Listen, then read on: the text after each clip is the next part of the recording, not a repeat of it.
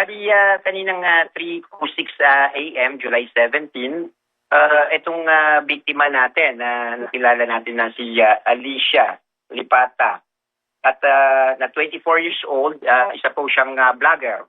Okay, magandang araw po sa ating lahat, sa ating mga subscriber ho na matagal na ho dito na nakasuporta po sa ating YouTube channel, sa mga bagong dating, sa mga silent ho na mga subscriber sa lugar ko dyan sa Pilipinas, sa Bohol.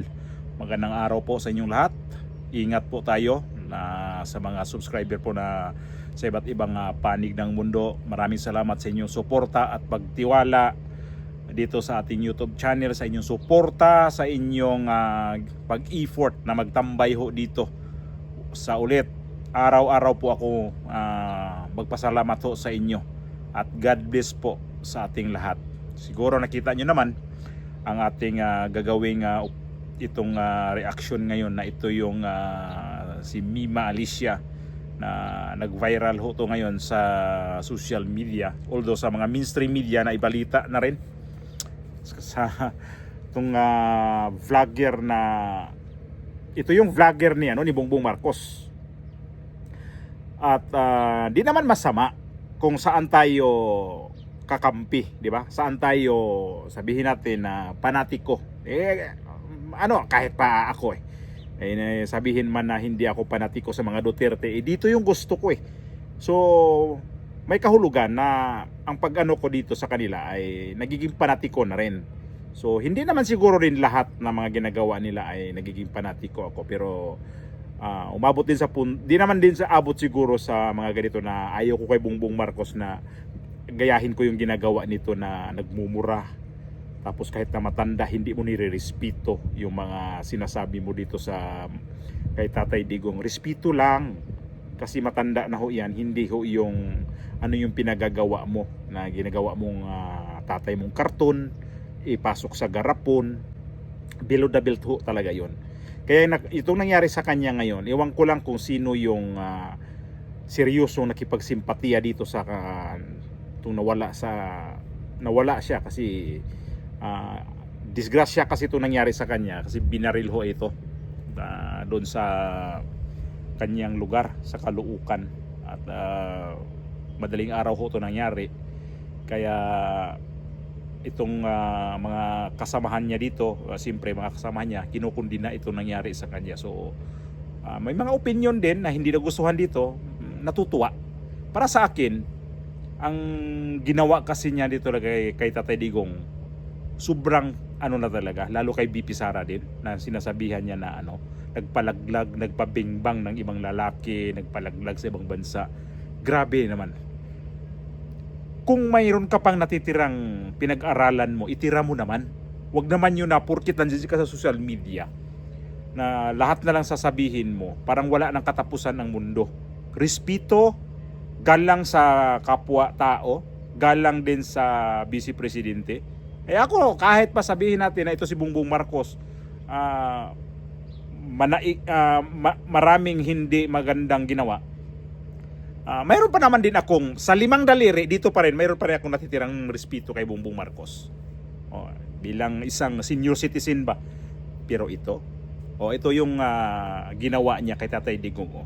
May dalang karton at saka nagsasayaw. Sinasayawan niya. Tatay mong karton, tatay mong karton, tatay mong karton, lalagay sa garapon, nakagarapon.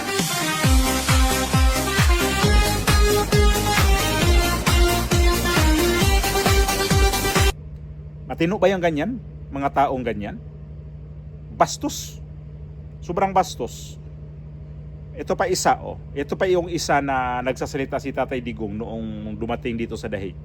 Kasi tingnan nyo naman kasi kung magsalita. Tingnan nyo Kang Rodrigo Roa Duterte. That's my... Kabay, Rodrigo. Parang kambing. Grabe, parang kambing. Tinawanan niya, tapos sinabihan niya parang kambing.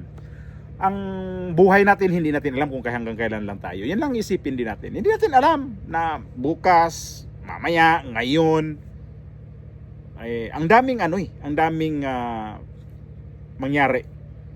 Pero sa nangyari sa iyo na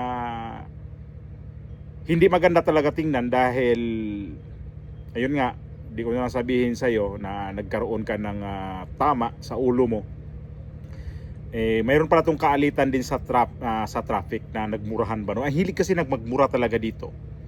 Yung investigasyon ngayon, ito yung balita na sa mainstream media talaga. Ito yun. Colonel, pakikwento nga ho muna sa amin. Ano ho ang nangyari? Bakit nauwi po sa Pamamarel itong naganap na krimen po dyan sa bahagi ng Caloocan? Opo. Bali, kaninang 3:06 a.m., July 17, itong biktima natin na nakilala natin na si Alicia Lipata. At na 24 years old, isa po siyang vlogger. Okay. At ito namang kanyang pinakasama na si Nelboy Luz Tapang, 24 years old din po, ay dumating sa kanilang inuupahang bahay na matatagpuan dito sa Terra Nova, Caloocan, North Caloocan. Pinarada nila yung kanilang sasakyan sa harap ng gate ng kanilang inuupahang bahay. At nung pagbaba ni Alicia ay bigla na lang pong may lumapit na dalawang tao at pinagbabaril po sila. Now, in the course po ng gunfire po ay tinamaan din po itong si Nelboy na kung saan nagtambo po siya ng tama sa kanyang kaliwang shoulder. May tama rin po siya sa kanyang braso at sa kanyang binte. Samantalang itong si Alicia ay nagtambo po ng tama sa ulo at saka sa dibdib po niya. Si Nelboy po ngayon ay nasa hospital dito sa Camarin Doctors Hospital dito sa North Caloocan. Doon sa ating crime scene, nung inimbestigahan po natin ito, nag-conduct po tayo ng technical investigation. Tayo po'y nakakuha ng 7 basyo ng caliber 45 at isang fired bullet po, deformed fired bullet. Samantalang yung sasakyan naman po, nung sinubject natin for trajectory examination, ay nakakuha rin po tayo ng fired bullet po. Isa po rin pong deformed fired bullet. Oo. Ang suspect po natin Yes, go ahead. is lilang po ng motor, kulay puting motor. Dalawa po sila ay nakasuot ng maong na pants at puting pangtaas. Yung rider po natin is nakasuot po ng puting helmet. Opo. Samantalang yung back ride ay nakasuot po ng pula na helmet po. Colonel, After natukoy po niyo na ho yung pagkakakilanlan Oo, tsaka yung pagtugis, kamusta? ng riding in tandem, tsaka yung pagtugis po. Opo. Sa ngayon po, patuloy pa rin po yung ating sinasagawang investigasyon. Patuloy pa rin po yung ating forward and backtracking, yung pagre-review po ng CCTV upang ma-locate po natin and eventually ma-identify at ma-arresto po natin yung mga suspect. Ano pong motive na lumalabas, Colonel Goforth? Well, alam naman natin na kilala itong si Alicia na isang vlogger, isang kritiko po, kritiko, Okay. isang matapang na nagbibigay ng komento. Of course, lahat po yan is iimbestigahan po natin. Oo. At may iimbestigahan po rin natin yung isang anggulo na kung saan meron daw pong pinasuhan itong ating Ayun. biktima. Oo. And eventually, nung kinasuhan niya, yung biktima is kinasuhan din siya. So, lahat po yan ay iimbestigahan po natin. Oo. Pero sir, sa investigation po ninyo, ang target talaga itong babae? Lumalabas po, base puro sa tama at talagang pinuntirya is itong babae po, Oo. si Alicia po. So dito iniimbestigahan nila kung ano talaga ang nangyari. Kaya ang mga tao ngayon dito sa kanya, hati o mas lamang yung opinion na pinagtatawanan siya. Pinagsabihan siya ng buti nga. Karma daw. Tapos may nagtatanggol. Normal ho yun. May nagtatanggol sa kanya kasi kasamahan nga nila. Tapos ang masama pa dito, ang tinutukoy nilang gumawa nito, mga Duterte daw na naman, putragis naman. Hindi kayo na ano, hindi kayo na, di na isip ninyo yan, hindi nyo na, wala sa utak ninyo yan. Si Pangulong Duterte nandito sa dahig.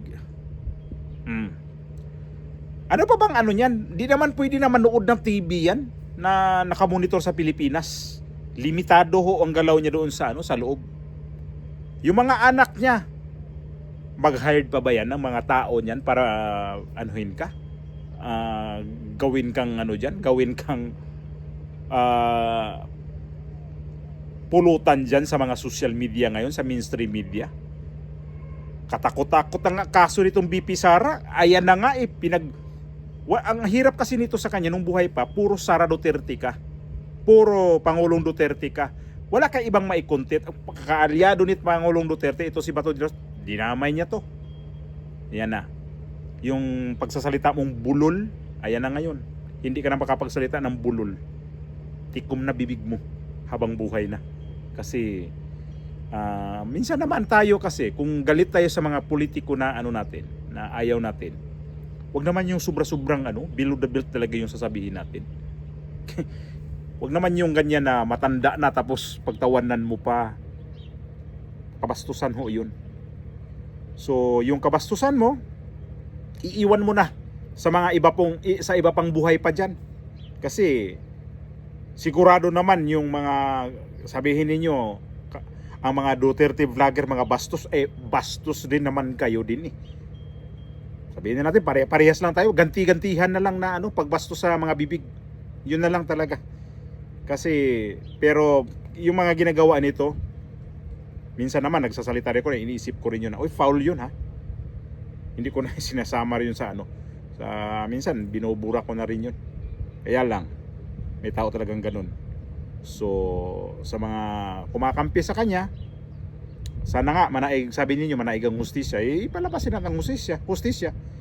Madali naman siguro ang hustisya niyan kasi vlogger siya ni Bongbong Marcos. I think, tutulungan siya ni Bongbong Marcos niyan kasi ayun na nga, hanggang kamatayan, Bongbong Marcos pa din ang kanyang bibig.